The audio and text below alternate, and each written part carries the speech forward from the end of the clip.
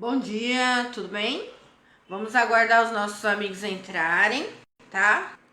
Hoje, como eu falei, terça-feira, a nossa live ela é sobre as consequências da Covid-19, tá? Vou postar aqui o vídeo para todos os nossos amigos, tá bom? E vamos aguardar um pouco mais para que eles possam acompanhar a gente na live, tá? Vamos lá. Hoje o dia tá bonito, né? Um sol bonito. Ontem tava tudo bem, de repente vem aquela chuva forte, passava, foi bem diferente, né? Ontem o dia. Então a gente vai falar sobre as consequências. Bom dia, você que entrou aí. Falaremos sobre as consequências da Covid. Eu tava estudando, é bastante complicado, viu? Não é só no pulmão que ela acarreta sequelas graves. Então a gente tem que se prevenir de verdade, mais e mais. Bom dia, dona Noemi. É bastante complicado, viu? São vários órgãos do nosso organismo que ela afeta. E a gente tem que estar bastante atento. Então, algumas pessoas, elas estão tomando a segunda dose, esperando passar 15 dias, aí já começa a sair, já começa a voltar aquela rotina de fazer suas coisas na rua, diminui os cuidados, e a gente não pode abrir essa brecha na nossa vida, porque as sequelas. Bom dia! As sequelas. É o Fernando? Ai, Fernando, que legal! As sequelas da Covid, elas são terríveis. E a gente não pode, de forma alguma, abrir a nossa guarda, tá? Então, vamos continuar aí firme e forte na luta. Mesmo vocês que já foram vacinados, que vocês possam continuar a luta aí. As máscaras, que mais? Máscara, álcool em gel, higiene. As pessoas, elas estão chegando em casa e elas estão esquecendo de higienizar a alimentação. Você já parou para pensar em quantas mãos passam as frutas que a gente traz para casa? Aquela que a gente compra em feira livre. Imagina a pessoa pegando a fruta para ver se tá bonita, se não tá bonita. Quantas pessoas? E aí a gente chega em casa, nem higieniza a fruta e deixa lá. E às vezes o vírus tá lá e a gente tá correndo o risco de ser infectado. Então, assim, nossos cuidados continuam. Imagina, vamos pensar algo bem prático. O detergente. Bom dia, é isso aí. Vamos compartilhar, curtir, vamos expandir as nossas informações, tá bom? Eu tô postando alguns vídeos no Quai. Vou convidar vocês, mandar o convite para vocês. É só vocês baixar, colocar o meu código de convite para vocês começarem a me seguir. Eu tô dando informações rápidas sobre direitos sociais e como acessá-los. E aí eu vou passar a convidar vocês. Eu acho que vocês já viram o convite no Facebook. Não é fake. Eu achei o Quai uma forma rápida e objetiva de passar informações que muitas pessoas desconhecem. Então hoje a gente vai falar sobre as sequelas. Igual eu estava falando, muitas pessoas baixaram a guarda em relação ao vírus. Imagina você no supermercado, vai escolher um detergente. Ah, não, aquele tá mais barato. Não, é esse que tá mais barato. Aí a pessoa vai, pega, põe lá, pega, devolve lá e a gente traz para casa e não higieniza. Às vezes as pessoas estão sendo infectadas e não sabem como pegou o vírus. Simplesmente veio nos produtos que a gente compra e não faz a higienização correta. Então eu convido vocês a realizar a higienização de forma correta. Seja com álcool ou seja lavando com detergente, a forma que você achar melhor. Mas não chegar da rua e já guardar o produto. Porque a gente não sabe quem pegou naquele produto, o que vem junto com aquele produto, a gente não sabe a história. Ó, aqui eu sei que só eu pego, né? Então eu pego, eu uso, só eu. Ninguém mais tem acesso a isso daqui. Então, quando chegou aqui dentro de casa, eu fiz todo o processo de higienização. Por quê? Porque a gente tem que continuar os cuidados. Porque a vacina, ela diminui o risco da pessoa ir para UTI. Bom dia, dona Tereza, bom dia, Elisete, bom dia a todos vocês que estão aí com a gente. Então, a gente precisa ainda nos resguardar, tá bom? Então, hoje a gente vai falar sobre as sequelas da Covid. Porque eu tô fazendo um levantamento. Tem sequelas que duram meses para a pessoa vencer. Tem situação que a pessoa vai ter que passar por um processo de reabilitação. E a gente ainda não sabe quanto tempo dura essa reabilitação, né? Agora imagina você que seja um casal que são os mantenedores de uma família. Os dois pegaram a Covid, os dois ficaram entubados, passaram vários dias lá na UTI e quando volta para casa, vão ter que passar por aquele período de reabilitação. E quem vai manter a família? Vocês já pararam para pensar que a consequência da Covid ela pode ser tão grave ao ponto de que a família vítima não vai ter como se manter. Então nós enfrentaremos um problema aí de fome muito grande, mesmo após todo mundo ser vacinado. Então nós tivemos, suponhamos, sempre passa na mídia, tivemos 5 milhões de recuperados. De que forma que estão esses recuperados? Quem está dando assistência para esses recuperados? Será que realmente eles saíram e estão tocando as suas vidas como era antigamente? Então a minha preocupação hoje nessa live é falar para você. Por isso que eu tô pedindo, compartilha. Porque às vezes essa live vai chegar numa pessoa que ela teve a Covid, tá passando por um processo de reabilitação, não tem como manter a sua família. E agora? E agora? Quem vai trazer o alimento para dentro de casa? Se essa pessoa trabalhava, contribuía com o Ministério da Previdência Social, existe a possibilidade, a Elisete é advogada, ela vai me corrigir se eu estiver errada, tá, Elisete? Então, se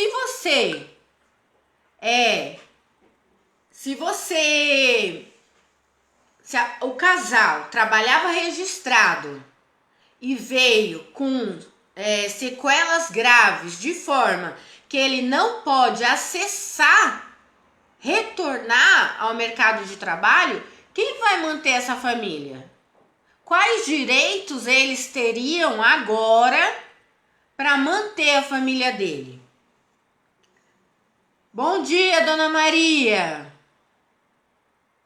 Obrigada, tá? Obrigada. Eu tenho essa preocupação de manter vocês informados mesmo. Então, assim, esse casal, ele trabalhava registrado. Será que quando eles pegam a alta, o relatório de alta, no relatório de alta vem dizendo o processo de reabilitação? Vem o CID. Obrigada, Elisete. Vem o CID da doença? Porque assim, se ele trabalha registrado, talvez cabe a ele um auxílio doença. Então ele tá com dificuldade para respirar, porque é uma das sequelas graves. Dona Magnólia, só Deus na causa mesmo. Então assim, ele tá com sequelas graves, qualquer esforço ele sente falta de ar e diversas sequelas que ele não tem condições de voltar no dia seguinte já para o mercado de trabalho. Ou às vezes o médico, quando dá alta, dá 14 dias de atestado. Eu não sei. Eu tô levantando essa hipótese para você aí, do outro lado da câmera, fazer esse levantamento. Analisar as pessoas que você sabe que tiveram Covid e estão com dificuldades no processo de reabilitação e para manter as suas responsabilidades dentro de casa. Ele teve alta, o médico deu um atestado de 14 dias, aí passou os 14 dias, ele ainda não tem como retornar ao mercado de trabalho, aí ele vai procurar qual médico? Que médico? A UBS mais próxima da sua casa. E aí o médico verifica que ele realmente não tem condições de voltar para casa, dá mais 14 dias. Aí ele entra no auxílio doença? Ou, olha só, gente, nós estamos com um problema gravíssimo com as famílias. Problemas que ainda não estão sendo mostrados na mídia. Problemas que as pessoas talvez ainda não se deram contas que nós temos sim 5 milhões de recuperados, mas como essas famílias dessas pessoas estão se mantendo? Dei glória a Deus que sobrevivi à Covid. E agora? Ela vai ser alimentada, vão pagar água, luz, internet, porque internet é essencial. Não é? Internet agora entrou junto com a mesma importância de água e luz. Tá bom, Dona Maria, mas aí a senhora tenta permanecer com a gente, mesmo a internet estando... A minha também às vezes falha. Aí a gente... Vamos lá, gente, analisando. Recuperados, volta para casa, não consegue voltar para o mercado de trabalho. Quem mantém essa família? Quem paga água, luz, internet, alimentação e aluguel, que muitas pessoas pagam aluguel. Eu mesmo sou uma delas. Como que será o retorno dessa pessoa que sobreviveu à Covid? Será que os médicos estão orientando quando ele é entubado? Ficou internado, já dá entrada no auxílio doença. Então a gente precisa estar atento aos nossos amigos, aos nossos colegas que estão passando por essas dificuldades. Compartilha, gente. Tô igual a professora Joselma, né? Compartilha, dá o seu like, porque são informações que ainda não passaram. A minha preocupação vai mais além, que eu já entrei em contato com com advogados, amigos meus, porque se a pessoa contribui com a Previdência Social, ela tem direito ao auxílio doença. E quem não contribui? E quem não contribui? Em quem é chefe de família vendendo, comercializando bolos, comercializando tapiocas, vendendo pastel. Como essa família vai se manter? Nós precisamos passar informação para frente. Então, você tem um familiar internado? Ele trabalhava registrado? Já vai na empresa, já pergunta: olha, como que eu devo fazer? Ele não tem data para sair. Ele tá lá internado há 15 dias. Já dou entrada no auxílio doença. Ou ele não trabalhava registrado. Eu tenho algum outro direito, algum benefício que eu possa acessar? Então eu vou ler hoje, eu vou falar sobre o benefício de prestação continuada, tá? Eu vou ler para que vocês possam compreender. Ó, esse daqui é um livro igual dos advogados. Vem todas as leis sociais aqui, direitos sociais, tá? E eu vou ler para vocês. Vamos lá, então. O benefício de prestação continuada, compartilha aí, gente. Benefício de prestação continuada é a garantia de um salário mínimo mensal à pessoa com deficiência e ao idoso com 65 anos. Esse idoso, para receber o benefício de prestação continuada, ele é um benefício que você, por algum problema, você não conseguiu se aposentar,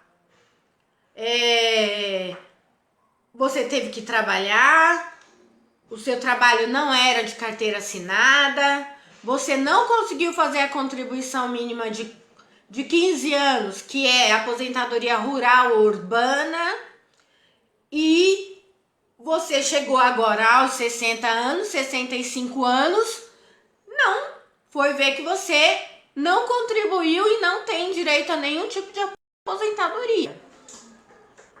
E o que fazer? Mercado de trabalho para pessoas já a partir de 45 anos já é difícil. Imagina quando a gente chega nos 55, nos 60, nos 65, imagina. Aí, eu, por exemplo, eu não contribuí. Eu terei que voltar as contribuições. Assim que a situação melhorar, eu vou ter que comprar o carnê e retomar essa contribuição.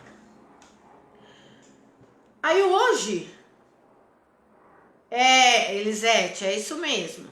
Aí hoje, as pessoas se deparam que não conseguiram, não tem nem 15 anos para dar início à aposentadoria por idade. 15 anos de contribuição, tá? Aí ela tem direito, a pessoa idosa com 65 anos, tem direito, aqui tá dizendo, que ela tem direito ao benefício de prestação continuada. Porém, para que ela passe a receber esse benefício, houve uma lei nova que eu vou ler também para vocês, tá? Vamos ver. Antigamente era a renda per capita. Mora 5 pessoas na sua casa, 2 idosos e neto ou filhos, só que eles não trabalham, tá bom? Então, eu tenho que calcular a renda per capita dessa família. Suponhamos que a avó faça bico com costura, o vô seja pedreiro, a filha tá desempregada e tem neto também em casa, são 5 pessoas. Eu tenho que calcular quanto entra de dinheiro dentro da família e dividir por 5. Então, se juntando a nossa remuneração de todo mundo der R$1.000, se eu dividir por 5, vai ser um valor inferior a 1/4 do salário mínimo. Aí o primeiro idoso que fizer 65 anos consegue dar entrada no benefício de prestação continuada. Suponhamos que seja o vô. Ele completou 65 anos esse ano, aí foi lá no CRAS, fez o cadastro único, a assistente social deu entrada no benefício de prestação continuada e o idoso conseguiu o benefício de prestação continuada. Não é aposentadoria, tá? Não tem 13º, mas enquanto ele viver, ele vai receber esse mínimo que diz o benefício de prestação continuada, que é o mínimo de um salário mínimo, enquanto ele viver. Aí, daqui 2 anos, a avó faz 65 anos. A avó faz 65 anos, tá? Aí, a filha dela casou e foi embora. Mas os dois netos, que convivia com a avó ali há tanto tempo, não quis ir embora com a mãe e ficou lá. Então, a renda per capita desse vô, esse benefício, não vai entrar no cálculo. Não entra no cálculo para acessar o benefício para a avó. Então, é só ela e os 2 netos. Só que os netos não estão trabalhando e a avó não tá mais conseguindo costurar porque deu um problema de saúde e aí não tem mais aquele ânimo e agora quem mantém a família é o benefício do vô. Quando a avó for dar entrada no benefício dela, o do vô não vai entrar no cálculo. Aí ela consegue o benefício de prestação continuada para ela. Vocês entenderam? Então, o benefício de prestação continuada não é aposentadoria. É para pessoa com deficiência ou pessoa idosa com 65 anos ou mais. Agora eu vou ler para vocês a parte da pessoa com deficiência, tá bom? Aqui, ó. Para efeito da concessão do benefício de prestação continuada, considera-se pessoa com deficiência aquela que tem impedimento de longo prazo de natureza física, mental, intelectual ou sensorial, o qual, em interação com uma ou mais barreiras, pode obstruir sua participação plena e efetiva na sociedade em igualdade de condições com as demais pessoas. Ou seja, se a pessoa com deficiência ela não consegue desenvolver uma atividade, se a deficiência que ela tem é física, que ela não consegue desenvolver uma atividade, que ela não consegue interagir de forma igualitária na sociedade, se a pessoa com deficiência seja uma deficiência intelectual, que ela não consiga também interagir de forma igualitária na sociedade, ela não vai conseguir manter, se sustentar. Aí ela pode dar entrada para o benefício de prestação continuada. Se nessa casa tiverem 5 pessoas, esse idoso ela primeiro já nasceu dessa forma, suponhamos. Então ela já pode dar entrada no benefício desde quando nasceu e o médico deu um laudo de que a situação dela era irreversível.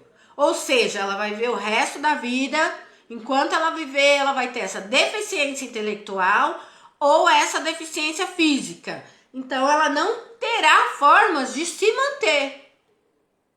Aí o médico vai dar um laudo, mesmo ela sendo criança, de colo, não importa. Desde que tenha um laudo dizendo que a situação dela é irreversível. A família vai dar entrada no benefício de prestação continuada. Haverá o cálculo da renda per capita também. Mas os benefícios que forem até um salário mínimo não entra no cálculo da renda per capita. Então, quando as pessoas, se você conhece alguém que tem uma deficiência e que essa deficiência é a longo prazo, aí fala que também o pagamento do benefício cessa no momento em que forem superadas as condições referidas no caput ou em caso de morte do beneficiário. Então, esse caso dessa criança, ela nasceu com essa deficiência. Ela vai viver o resto da vida com essa deficiência. Agora, minha questão que eu quero pôr para vocês é: se a sequela da Covid impedir a pessoa de se manter financeiramente e ela tiver com um laudo dizendo isso, poderia tentar o benefício de prestação continuada. O que você acha, Elisete, advogada aí online? Porque assim, eu fiz um levantamento, deixa eu pegar para vocês aqui, as sequelas da Covid. Então, as sequelas da Covid, elas são inúmeras. E eu fiquei abismada com a possibilidade da pessoa passar 1 ano, 7 meses fazendo o tratamento de reabilitação. E quem vai manter essa família? Minha pergunta, a minha indagação, o meu questionamento é esse. Quem vai manter a família dessa pessoa que pegou a Covid e que agora não pode voltar ao mercado de trabalho? Então, assim, por exemplo, além dos danos nos pulmões, a Covid pode afetar o coração, os rins, o intestino, o sistema vascular e até o cérebro. Tá vendo por que a gente pede para vocês? Mantenham os cuidados, mantenham o uso da máscara. Por quê? Porque não é só os pulmões, gente. Quando a gente escuta uma informação, fulano de tal morreu em virtude das consequências da Covid, pode ser em qualquer um desses órgãos. Porque a gente não sabe como que tá o sistema imunológico da pessoa e qual vai ser o órgão que vai ser mais afetado pela Covid. Então, a gente tem hoje um vírus, uma doença que tá assim em alta, contagiando um monte de gente. Tanto é que passou no jornal, segunda-feira, se não me engano, que aqui em Itaquá a gente não tem vaga de leitos, né? Para atender pessoas vítimas da Covid. Por isso que está sendo aberto esse hospital de campanha com 60 novos leitos, né? Aí eu passo para a gente aqui em conversa chega a esse levantamento de que o vírus da Covid ele traz danos gravíssimos para o coração, para os rins, intestino, o sistema vascular e o cérebro. Aí a gente tem que colocar a mão na consciência e entender que o risco de contágio é muito além do que o pulmão. É muito além. Então nós precisamos nos manter em alertas. Vocês tomaram a segunda vacina, vão continuar usando a máscara, o álcool em gel, o protocolo de higiene dentro de casa, porque a vacina, ela previne o risco de internação. Ela previne o risco, o número de pessoas que vão precisar de um acompanhamento médico. mas ela não previne o risco 100% da pessoa chegar a ser internado. Então, assim, nós precisamos entender que a COVID, ela é sério, com os sintomas que as sequelas são sérias. Bom dia, Maximiliana. Então, não é um problema que não é uma gripezinha.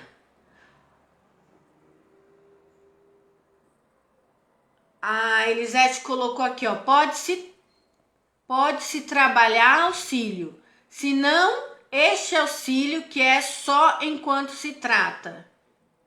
É passar por período sempre. Isso mesmo. Eu também entendi dessa forma. Que se a pessoa tem uma sequela grave da COVID e ela não consegue se manter, e é uma mãe de família que tem 5 filhos, e ela já é beneficiária do Bolsa Família, a sequela impediu ela de voltar a ser manicure, ela precisa de um benefício de prestação continuada até que se supere a sequela da COVID. Então, assim, você que conhece pessoas que estão internadas, pessoas que estão passando dificuldades em virtude das sequelas da COVID, verifica se ela tem um laudo médico dizendo quais são as sequelas, com o CID. E aí ela pode procurar o CRAS ou entrar ela mesma com um pedido de benefício de prestação continuada. Pessoal, eu falo para vocês, nós não podemos fechar os nossos olhos às dificuldades que estão vindo por aí. Não é só agora que as pessoas terão fome. Muitas donas de casa, muitas auxiliar de limpeza, muitas auxiliares do lar, muitos pedreiros, serventes que tiveram a COVID não vão conseguir retomar as suas atividades assim. Vai ter um processo de reabilitação.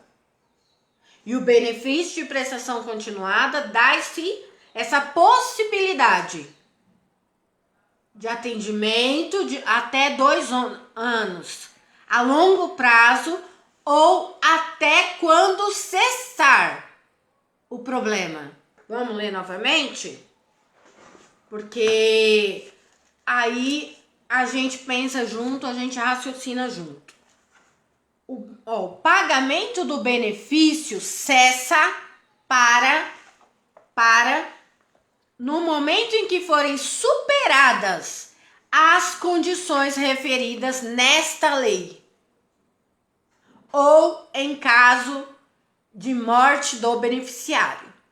Então, nós estamos falando de pessoas que estão passando por processo de reabilitação, pessoas que estão tendo que aprender a andar, a tomar banho sozinho, a se alimentar sozinho. Então não tem como nós fecharmos os nossos olhos diante desse caos pós-Covid. Ainda não temos estudos específicos, ainda não foi falado sobre um auxílio, um benefício para suprir a necessidade das vítimas do Covid.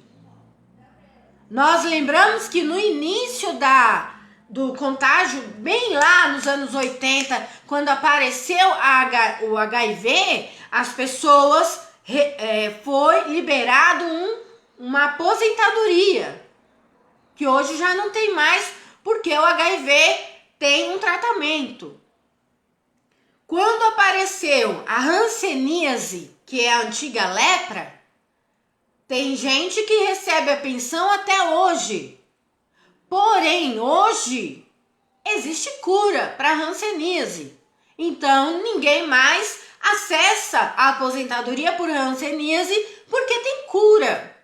Será que nós não estamos diante de uma doença que será necessário pensarmos não digo aposentadoria, mas eu digo o benefício de prestação continuada até que essas sequelas sejam superadas, como está dizendo aqui na Lei Orgânica da Assistência Social, quando fala no artigo, no capítulo 4, na seção 1, e o artigo 20º da Lei Orgânica da Assistência Social, que fala sobre o benefício de prestação continuada. As pessoas estão voltando para casa, muitas vezes sem uma orientação, sem um acompanhamento. Então nós precisamos, nós, sociedade civil, nós familiares, nós, amigos, precisamos saber orientar essas vítimas que estão voltando para casa com sequelas que impedem, neste momento, de retornar ao mercado de trabalho. Aí elas saem do hospital sem um relatório de alta, dizendo o passo a passo de como será a vida dela. Ela sai de lá sem um atestado, um laudo. Tudo bem, eu entendo que ninguém pensou nisso, ninguém imaginou que a Covid seria do jeito que está. Mas agora, após um ano, nós já estamos ouvindo relatos de pessoas que estão em processo de reabilitação há mais de 5 meses, há mais de 6 meses. Se essa pessoa for um trabalhador de carteira de trabalho, tudo bem. Ela acessa o auxílio-doença. E agora, se for uma manicure, se for um pedreiro, se for um vendedor ambulante, quem vai manter a família dele? O Bolsa Família, o mínimo é R$ 89, não dá para comprar um botijão de gás mais. Aí quando acaba o gás, a pessoa tem que decidir, eu compro feijão, arroz, ou eu compro o botijão de gás? Por isso que eu peço para vocês, compartilhe, me sigam. Porque a gente precisa alertar a população em vulnerabilidade social. Nós precisamos alertar os familiares que estão com seus queridos ainda internados, para quando tiverem alta, ela saber o que fazer. Nós precisamos passar informação para frente. Nós temos o benefício de prestação continuada dentro da Lei Orgânica de Assistência Social, que a Lei Orgânica de Assistência Social é um dever do Estado, direito. A assistência social fala aqui no seu artigo 1º da Lei Orgânica da Assistência Social. A assistência social é um direito do cidadão e dever do Estado. É política de seguridade social não contributiva, que provê os mínimos sociais, realizada através de um conjunto integrado das ações de iniciativa pública e da sociedade para garantir o atendimento às necessidades básicas. Então, nós temos um Bolsa Família. Isso, Elisete, muito bom. A Elisete está dizendo que precisa sair do hospital com um relatório médico e com o CID. Porque o CID, eu tô sem água e minha garganta, eu fui buscar e esqueci lá na cozinha. Com o CID, porque aí o CID está dizendo o tipo de doença, talvez o período o processo de reabilitação que a pessoa passará. Então nós não podemos fechar os nossos olhos para os problemas que estão vindo aí. Então a fome não é só agora.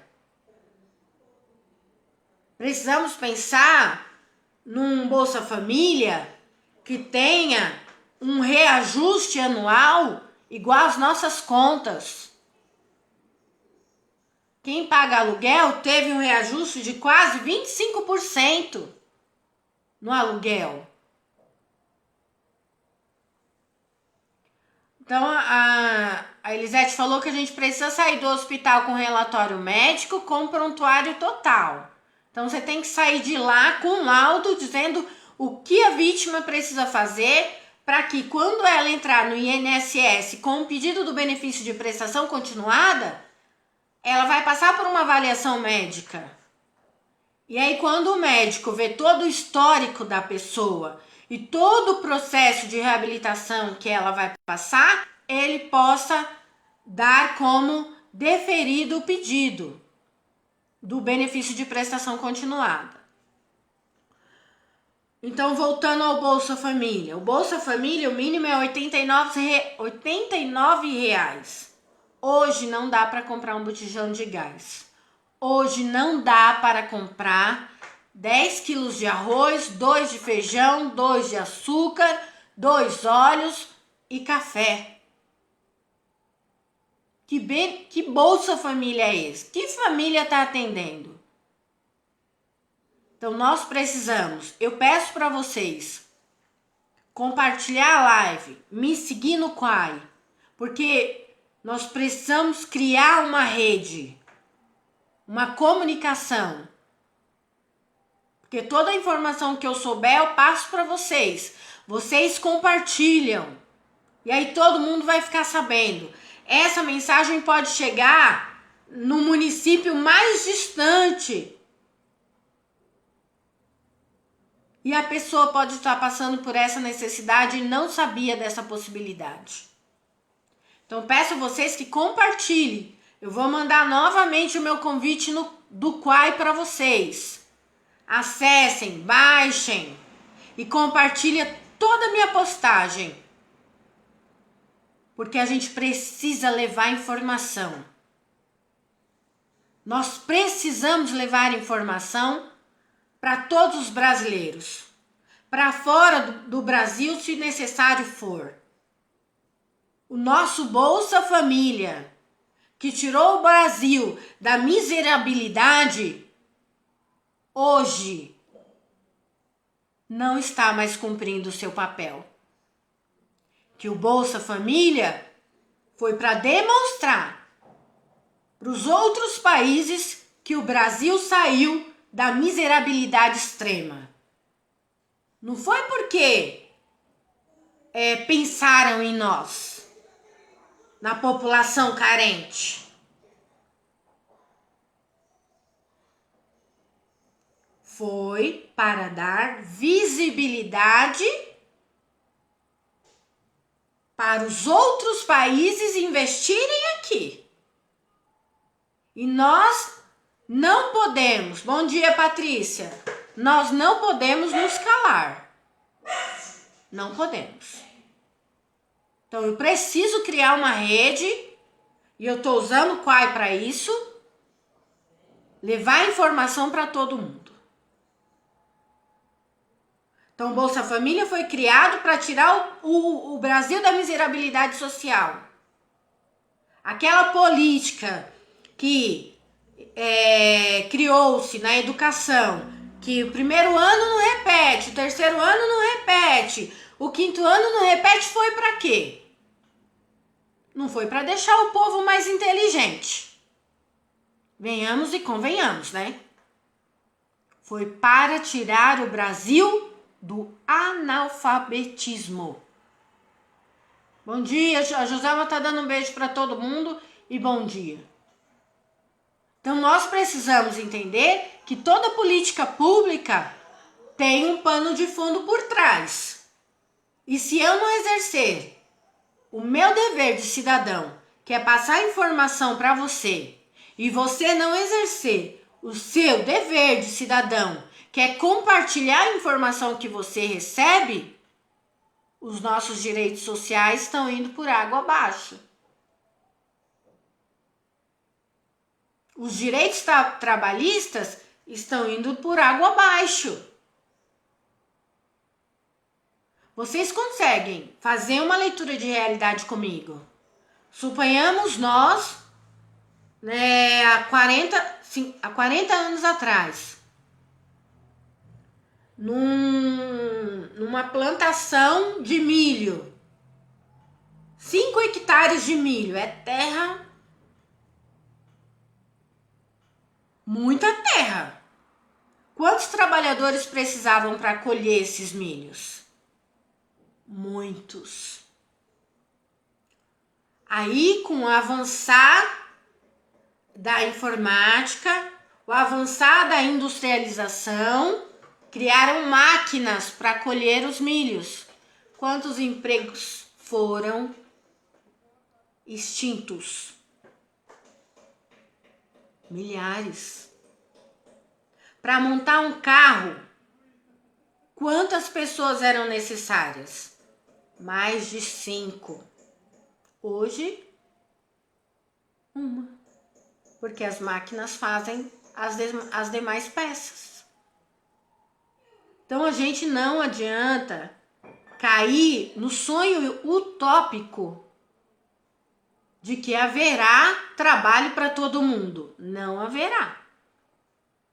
Porque as máquinas estão tomando os lugares dos seres sociais que somos nós, cidadãos. E não adianta fazer nada, porque a evolução da ciência é uma coisa natural.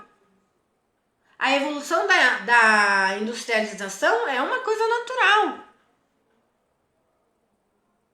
Então, eu estava fazendo um levantamento, um caminhão cheio de soja. Quantas pessoas eram necessárias para esvaziar aquele caminhão? Muitas. Hoje, nenhuma. Eu vi. Caminhão chega, estaciona num lugar certinho, abre as comportas, a soja já cai no lugar e já vai direto, tudo canalizado, tudo informatizado, vai direto para o setor da soja. Nenhuma pessoa. Nenhuma.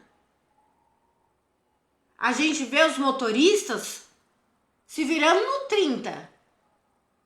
Se virando no 30. Aí quando ele comete um erro, ele estava ali dando um troco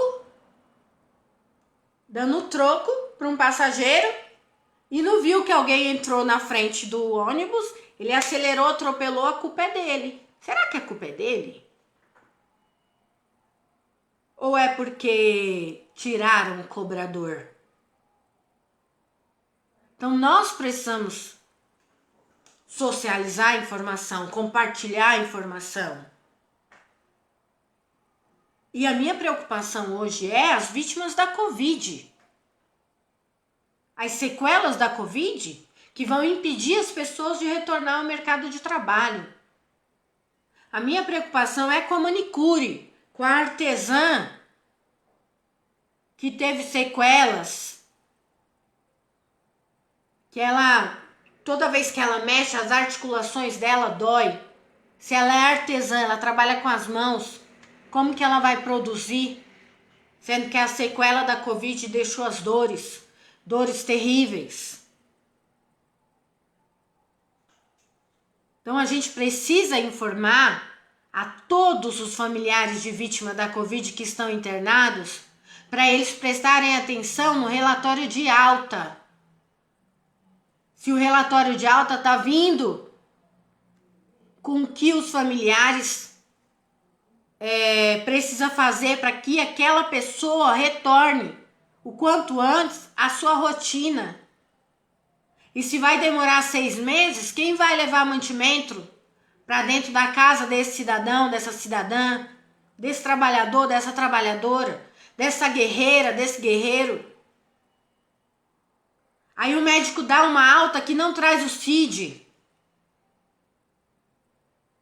O médico traz uma alta que não diz que ele teve complicações sérias nos rins.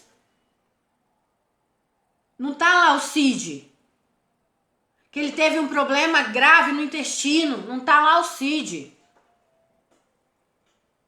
Que ele teve um problema no cérebro. Não tá lá o CID. Nós precisamos compartilhar informação para que as pessoas em vulnerabilidade social, as pessoas fiquem atentas para acessar os seus direitos. O benefício de prestação pode ser uma saída, eu não tenho certeza ainda. Porque é fácil pedir o auxílio doença para quem tem carteira assinada, né? É fácil. E quem não tem? E quem não tem? Que já é beneficiário do Bolsa Família, que hoje, esse mês, começou a pagar 150 a 375 reais. 4 parcelas. Quem paga aluguel já está sendo despejado. Quem paga água e luz está correndo risco de corte. É que o estado de São Paulo fez um decreto que não é para ser cortado. Então, assim, Elisete falou para a gente orientar, pedir talvez nem assistente social esteja ligada nisso, tá, gente? Mas se você a pessoa tá internada no hospital, pede para assistente social pedir um laudo adequado para tentar o benefício de prestação continuada. Porque o benefício de prestação continuada é para pessoa com deficiência. Pessoa aqui, ó, que tá falando aqui na lei. Pessoas que não conseguem. Para efeito e concessão do benefício de prestação continuada, considera-se pessoa com deficiência aquela que tem impedimento de longo prazo, de natureza física, mental, intelectual ou sensorial. Aí aqui fala, considera-se impedimento de longo prazo para os fins do inciso 2, que é esse que eu li antes, deste artigo, aquele que produza efeitos pelo prazo mínimo de 2 anos. Ou seja, se enquadra aqui. Porque se a pessoa vai passar por um processo de reabilitação que não sabe quanto tempo, e aqui está dizendo, na Lei Orgânica da Assistência Social, no capítulo 4, seção 1, que trata do benefício de prestação continuada, artigo 20, tá falando o quê? Considera-se pessoa com deficiência aquela que tem impedimento de longo prazo. E considera-se impedimento de longo prazo aquele que produz efeitos pelo prazo mínimo de 2 anos.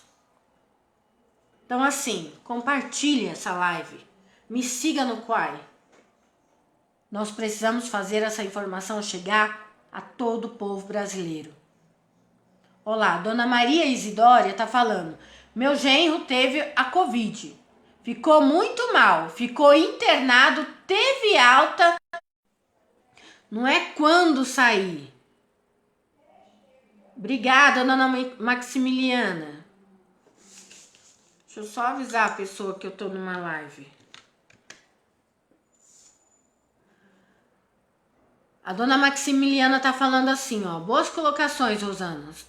Informações recebidas precisam ser compartilhadas entre familiares e amigos.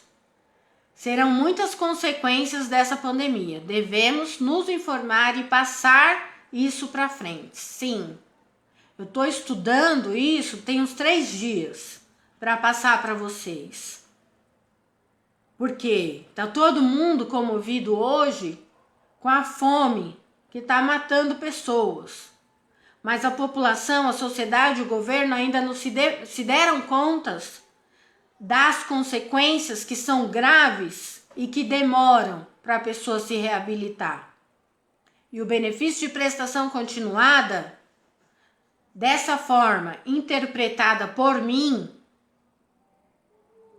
cabe às pessoas que têm sequelas graves. Tem uma pessoa ligando para mim, gente. Deixa eu só tentar falar aqui. E aí pausa o vídeo. Nós precisamos passar a informação para frente, tá bom? Eu espero ter instigado vocês, né? Eu espero ter colocado todo mundo para pensar, para refletir. E que vocês possam me seguir no Quai, me seguir no Facebook, no YouTube. Porque o que eu sei, eu passo para frente. E a minha preocupação agora, além da gente manter o uso da máscara, o uso do álcool em gel, a higiene, mesmo após a vacinação, é com as vítimas quando saem dos hospitais. Será que seus familiares têm conhecimento?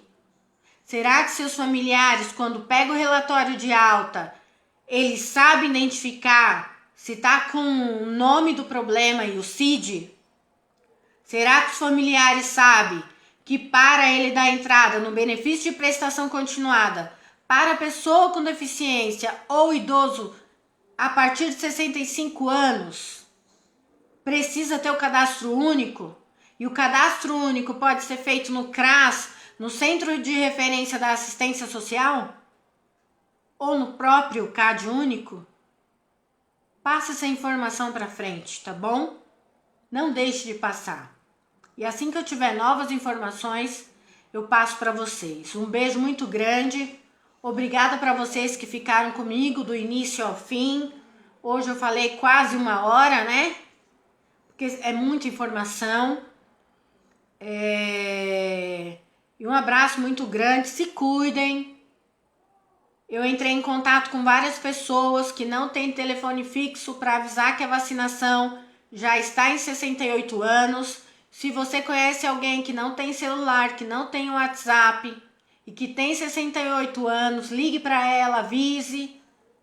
Não vamos deixar a vez dela passar só porque ela não tem acesso às redes sociais, tá bom? Beijo, abraço para todo mundo e espero vocês aí nas próximas lives. Um abraço, gente!